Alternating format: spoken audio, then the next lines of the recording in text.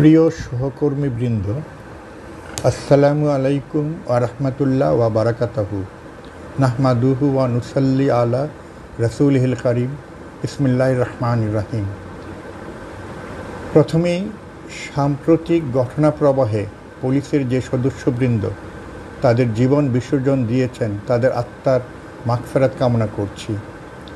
কিছুটা নীতি নির্ধারণী পর্যায়ের বিচ্যুতি ও সিদ্ধান্তহীনতা, কিছুটা বিশৃঙ্খল দিশেহারা অপারেশনাল দিক নির্দেশনার কারণে যে অবর্ণনীয় যন্ত্রণার মধ্য দিয়ে কর্তব্যরত অবস্থায় অনেকগুলো তাজা প্রাণ অকালে ঝরে গেছে, তার বেদনা প্রকাশের কোনো ভাষা নেই। আইনগত ও সামাজিকভাবে পুলিশের শক্তি, মর্যাদা ও মানুষের কল্যাণ করার ক্ষমতা নিঃসন্দেহে ঈর্ষণীয়।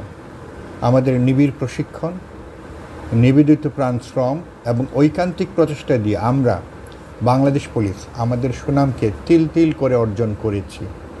সাময়িক কোনো ভুলভ্রান্তি কিংবা ব্যক্তিবিশেষের ত্রুটি বিচ্যুতি তা যে কোনো পদমর্যাদার মানুষেরই হোক, তার বা তাদের কারণে বাংলাদেশ পুলিশের মতো একটি ঐতিহ্যবাহী বাহিনীর গৌরব ধুলোয় মিশে যাবে, এমনটি ঘটতে দিলে তার ফসল আমাদের যারা স্বভাবগত প্রতিপক্ষ, সেই অপরাধী গোষ্ঠী, তারাই আনন্দে ডুগডুগি বাজাবে।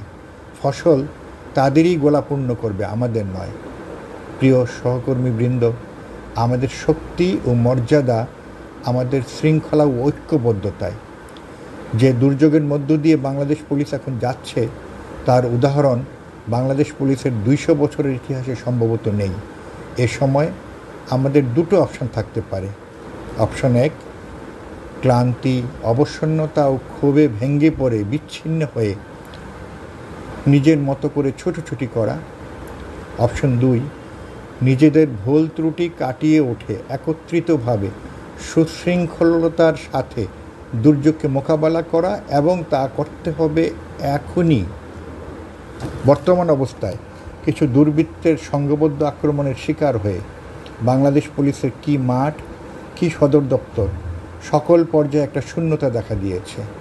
প্রিয় সহকর্মীবৃন্দ, যে দুর্যোগ আমরা মোকাবেলা করছি, আল্লাহ চাইলে তা অবশ্যই সাময়িক।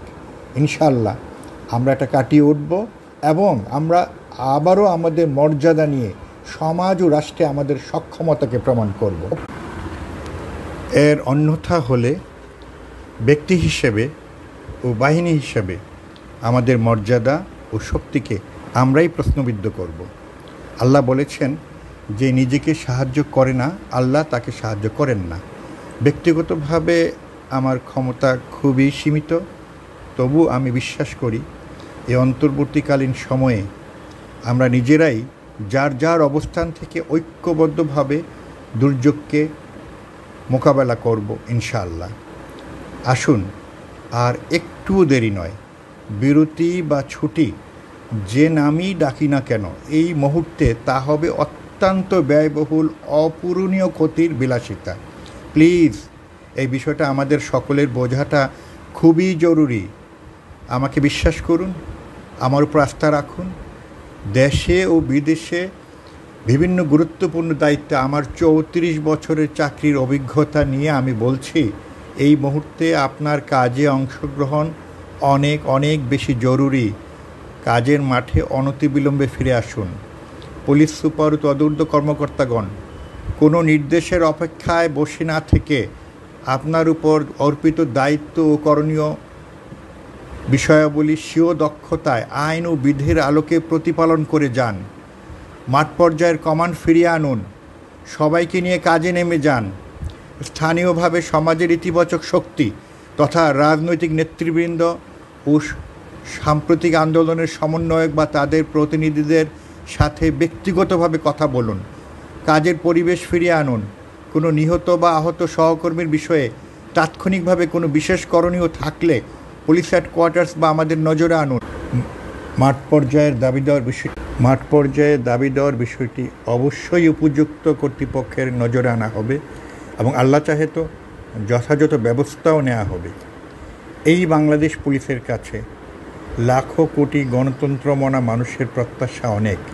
বিশ্বাস করুন, আমরা পারব। শোককে শক্তিতে পরিণত করে বাংলাদেশের গণমানুষের আকাঙ্ক্ষার পুলিশ, অহংকারের পুলিশ ও ভালোবাসার পুলিশ হয়ে আমাদের স্বপ্নের বাংলাদেশ বিনির্মাণে আমরা যথাযথ ভূমিকা রাখব ইনশাআল্লাহ। আল্লাহ আমাদের সহায় হন।